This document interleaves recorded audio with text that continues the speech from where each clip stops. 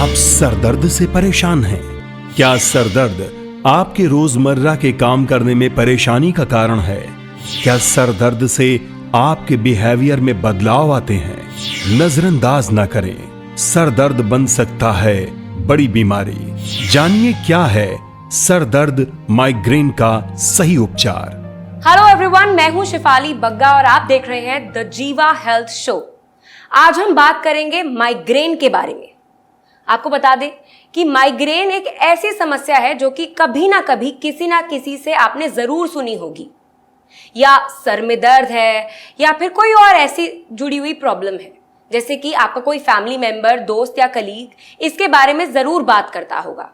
दोस्तों, माइग्रेन एक बहुत आम होने वाली प्रॉब्लम है जो अधिकतर 35 या उससे ज्यादा एज वाले लोगों में दिखाई देती है। अब माइग्रेन का आयुर्वेद में क्या उपाय है, क्या इलाज है और क्या मैनेजमेंट है, ये बताने के लिए हमारे बीच मौजूद हैं एक ऐसे जाने माने डॉक्टर जो भारत ही नहीं पूरी दुनिया में आयुर्वेद की अहमियत, उसका रेलेवेंस और उसकी साइंटिफिक ट्रीटमेंट का प्रचार प्रसार कर रहे हैं। आपका अभियान है कि ऑथेंटिक आयुर्वेद, सही आयुर्वेद और साइंटिफिक आयुर्वेद घर घर पहुंचे, जिससे नेचुरल हेल्थ हो घर घर। जी हाँ, वो है doctor Chauhan. Welcome doctor Chauhan to our show. Thank you जी, नमस्कार।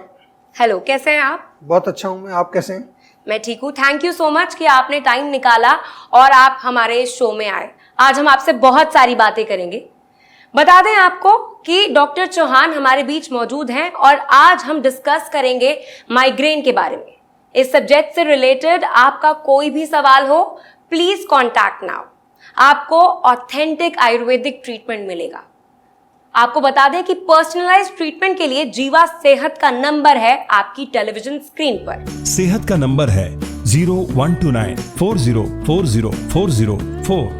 डॉक्टर साहब, माइग्रेन के बारे में क्या क्या अफवाहें फैली हुई हैं और किसमें कितने फैक्ट्स हैं, क्या सच्चाई है?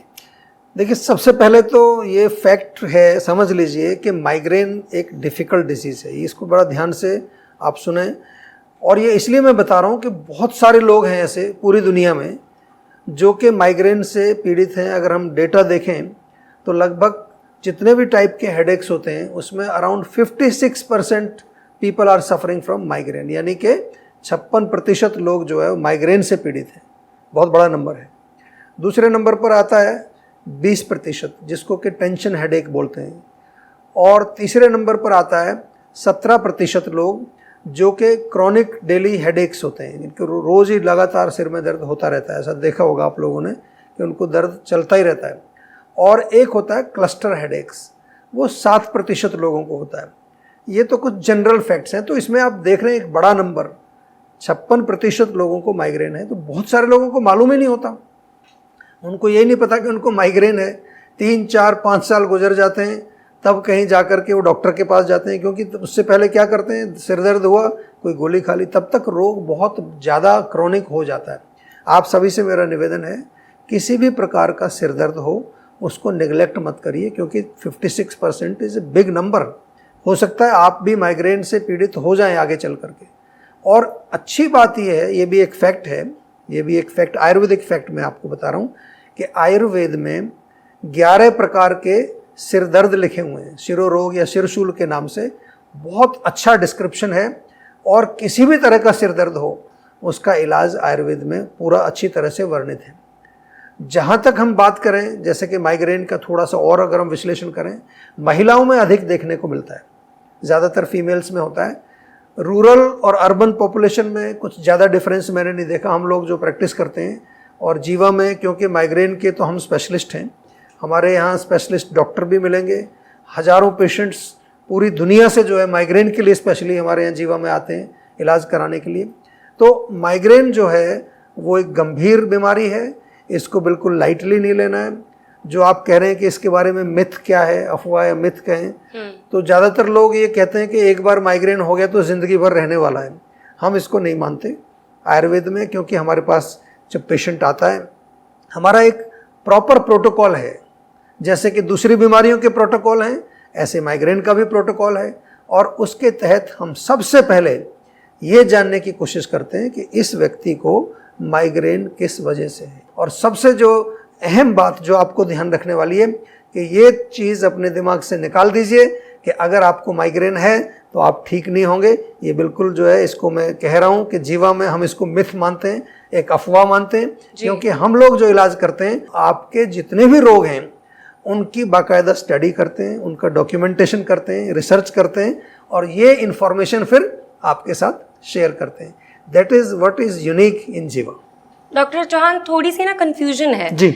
बहुत लोग कंफ्यूज कर देते हैं माइग्रेन और सर दर्द को। जी जी, दोनों में क्या बेसिक डिफरेंस है, क्या कैसे कैरेक्टराइज करेंगे दोनों को? बहुत अच्छा प्रश्न ये भी आपने पूछा, क्योंकि जैसा मैंने शुरू में कहा कि लोगों को मालूम ही नहीं चलता जी कि उनको सिर दर्द हो रहा है या माइग्रेन हो रहा है। देखिए, जो कॉमन सिर दर्द होता है सबसे पहले उसमें माथे के आसपास अराउंड योर फोरहेड वो होता है। ओके। दूसरा जो है वो माइल्ड होगा, बहुत तेज दर्द नहीं होगा। तीसरी चीज, किसी कारण से कई बार हो जाता है सिर दर्द और वो जरूरी नहीं है कि दोबारा दोबारा आएगा, बार बार रिपीट होता नहीं है, नॉन रेकरिंग होता है वो। और जो उसके सिम्टम्स होते हैं वो सिम्टम्स आसानी से जो है चले जाते हैं, वो किसी दूसरे प्रॉब्लम्स उसके साथ और दूसरी प्रॉब्लम्स नहीं होती है जी। इसके अलावा जो है, जो हेडेक होगा उसमें एक कॉमन चीज़ ये देखने को मिलती है कि कई बार छोटा मोटा भी हम कुछ करते हैं, कभी पानी पी लिया, रेस्ट कर लिया, थोड़ा सा जो है सो गए, तो उसी से वो चले जाते हैं। ये कॉमन हेडेक्स के आपके लक्षण हैं। जो माइग्रेन है उसके अगर हम सिम्टम्स देखें तो सबसे जो उसका जो मेन सिम्टम है कि जो दर्द होगा वो आंखों के आसपास बहुत तेज दर्द होता है, बहुत ज़्यादा इंटेंस पेन होगा और it can last for a few days. कई लोग तो हफ्ते हफ्ते तक, 3 दिन तक दर्द जाता ही नहीं उनका, कुछ भी टैबलेट ले लें, कुछ भी कर लें, नहीं जाता है दर्द।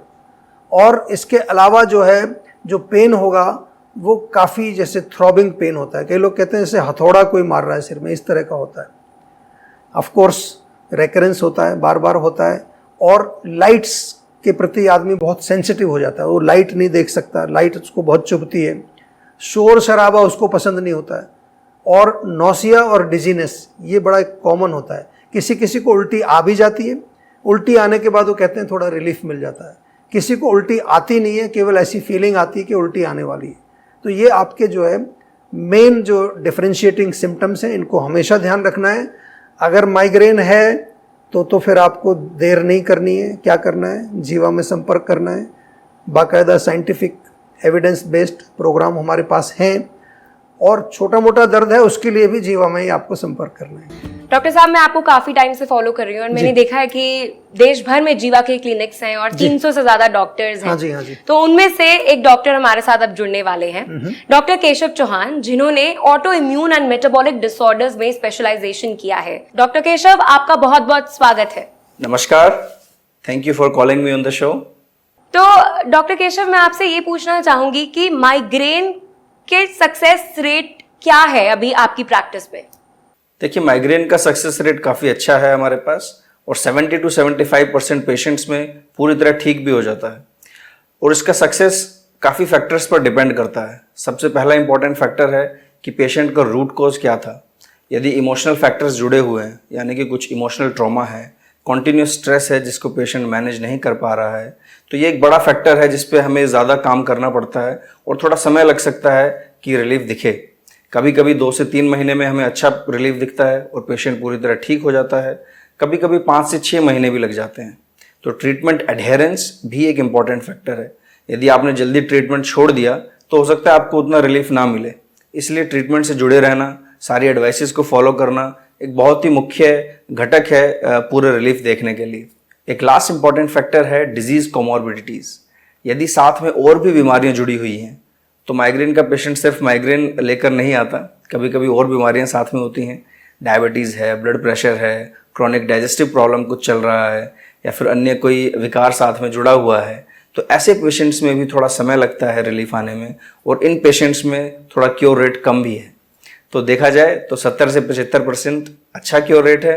बाकी बचे हुए पेशेंट्स में सिम्टोमेटिक रिलीफ अच्छा है, पूरी तरह क्योर होने में समय लगता है या कभी कभी पूरी तरह क्योर नहीं हो पाता है। थैंक यू डॉक्टर केशव, जीवा शो में हमारे साथ जुड़ने के लिए। जी धन्यवाद। जी देखिए, बहुत अच्छा है। डॉक्टर केशव से हमने अभी जो बात की और उन्होंने अपने बारे में बताया कि किस तरह से वो अपनी प्रैक्टिस करते हैं। मैं ये कहना चाहता हूँ सभी दर्शकों को कि जीवा जो है वो एक संस्थान है और उसकी जो बैकबोन हम कहें, जो रीढ़ की हड्डी, वो हमारे डॉक्टर्स हैं। और हम ये चाहते हैं कि जीवा के डॉक्टर्स जो भी काम करें वो बिल्कुल एक ऑथेंटिक तरीके से करें। तो इट वाज नाइस कि डॉक्टर केशव जुड़े और उन्होंने अपने बारे में कुछ बताया।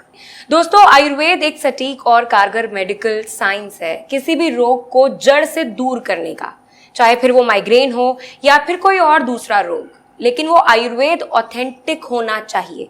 और आपको बता दें कि व्यक्ति के मर्ज को देखकर उनका इलाज होगा तो रिजल्ट्स पॉजिटिव आएंगे, क्योंकि पर्सनलाइज नहीं तो आयुर्वेद नहीं। उसी ऑथेंटिक आयुर्वेद की जानकारियां डॉक्टर चौहान हमसे शेयर कर रहे हैं और ये सिलसिला जारी रहेगा। साथ ही हम जुड़ेंगे एक वीडियो कॉलर से। फिलहाल एक छोटा सा ब्रेक। नमस्कार, मैं हूं मानक गुप्ता।